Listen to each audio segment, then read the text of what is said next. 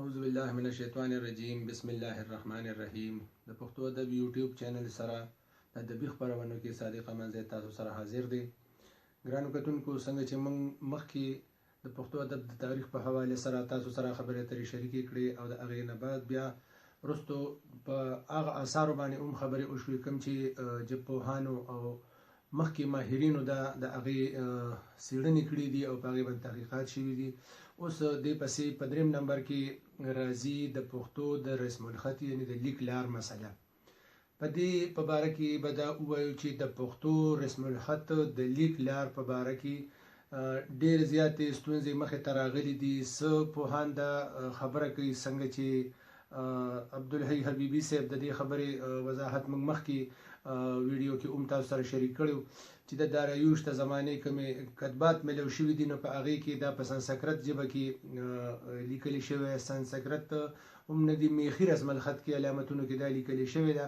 د هغې نه بعد هغوی دا وایي چې یاره ډېر پوهان هم دا خبره کوي چې پښتو د دې نه پس په خروشتي رسم الخط سره دیوناګري او استایي رسم الخطونو سره دا لیکلي شوی ده. خو عبدالحی حبیبي صاحب دې خبرې سره اتفاق نه لري. هغه وایي چې دا هسې روایات دي چې خلک دا وایي چې یاره پښتو لیکلي شوې ده، خو په نورو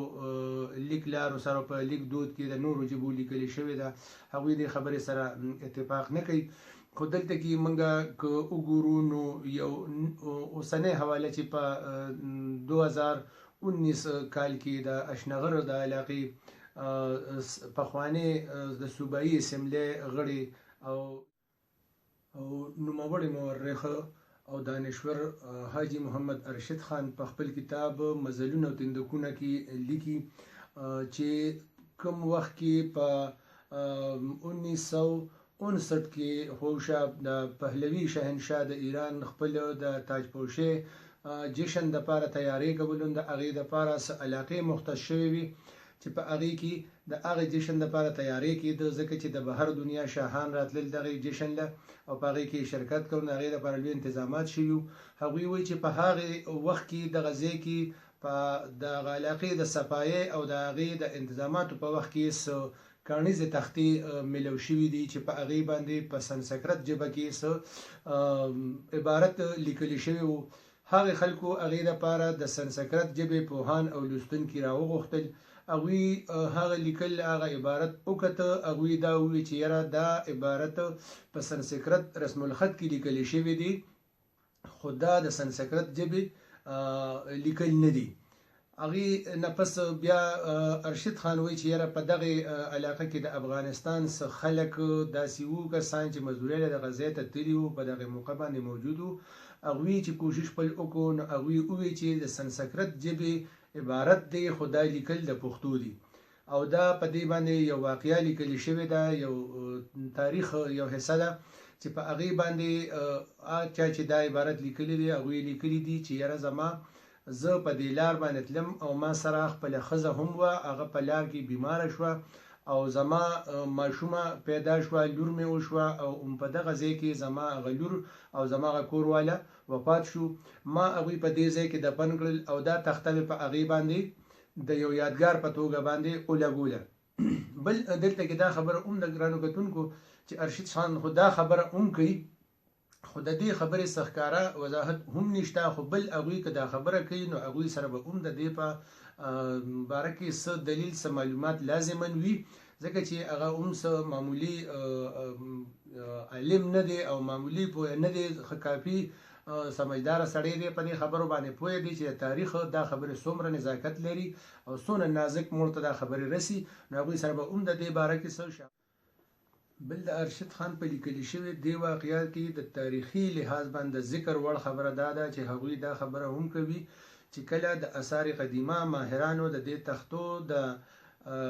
لرغونتابع اندازه ولګوله نو هغوی دا وایي چې دا 1500 کاله قبل مسیح د دې تاریخ جوړیږي.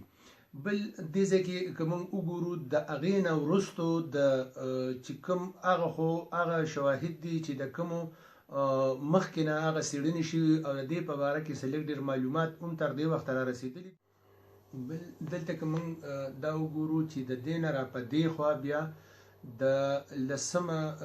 هجري پیړۍ کې د بایزید، پیرروخان خیر البیان چې کوم دی په هغې کې د پښتو مخصوص توري را یوځای کړي شوي دي دا په لومړي ځل باندې بل رسم الخط هماغه د عربۍ رسم الخط کارولې شوی دی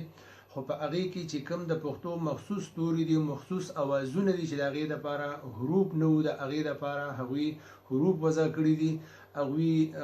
لاندې کونډې لګولي لکه د نون نه نوڼ د دال نه ډال د کاپ نه ګاپ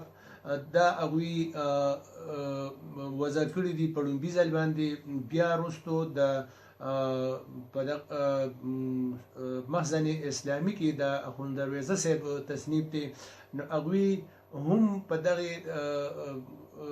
رسم الخط سره خپل کتاب وضع کړی دی خو په هغې کې هغوی دا رد بدل کړی چې هغوی دال او نور د حروف تهجي نه اوښکې دي او زین او څې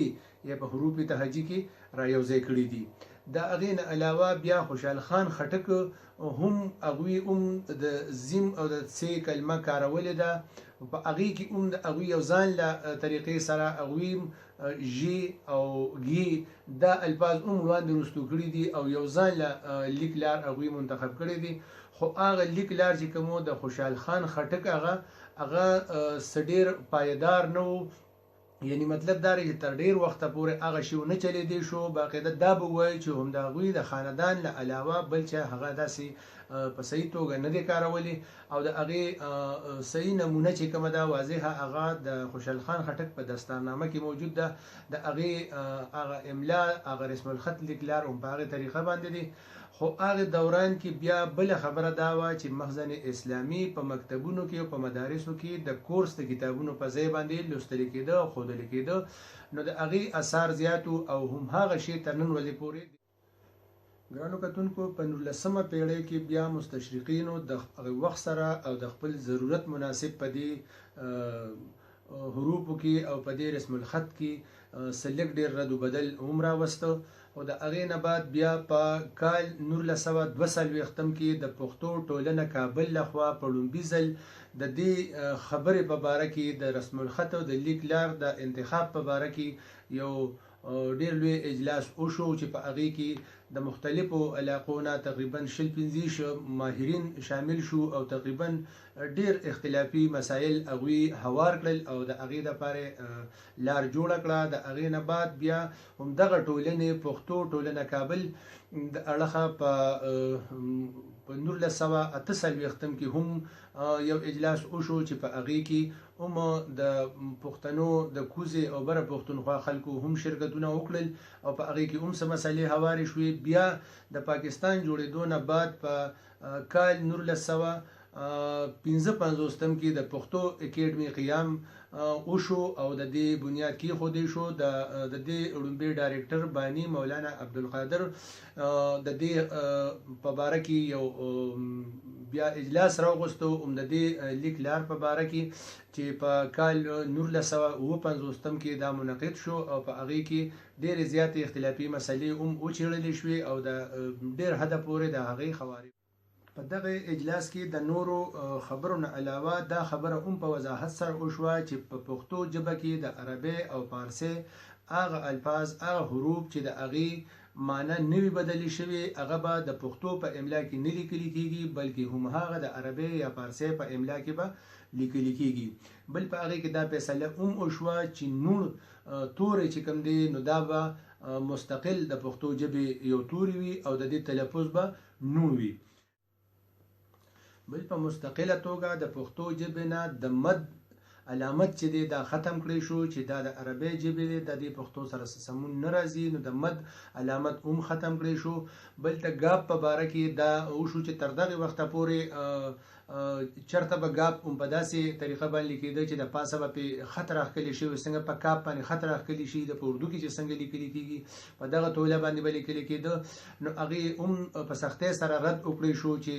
کاپ ته لاندې به کونډه ولګي او دغه شان به ګاپ لیکلي کېږي په مستقله توګه دې کې بیا رد و بدل نه راځي دغه خبرې هم وشوې د یګانو مختلف ده یا معروفه یا مجهوله ده یا تذکیر یا تانیث د دې وضاحت هم وکړی شو چې یاره دا به په دغه ټوله باندې لیکلي کېږي او په مختلفو طریقو باندې بلکې که په کوم د عربی حروف دي یا د فارسی او په هغې باندې پیش دي لکه ګل دی بلبل دی یا داسې نور حروف دي نو په دې باندې به پیش لیکلی کېږي. البته که په پښتو کې داسې قسمه خبرې راځي نو هغې دپاره به پیش نه بلکې هغه به په واو سره لیکلی کېږي لکه پوښتنه وغیره داسې خبرې چې کوم داسې الفاظ چې کوم دي نو هغه په واو سره لیکلی کېږي په پیش سره به نه لیکلی کېږي. او چې کوم د عربی او د فارسی ژبې خپل حروف دي نو هغه به هم په هغه شکل کې لیکېږي چې د کومې ژبې. ګرانو کتونکو هم د دې سره زموږ د پروګرام وخت سرته رسي. د لیک لار د دویمې برخې پورې صادق منځی ستاسو نه اجازت غواړي. د الله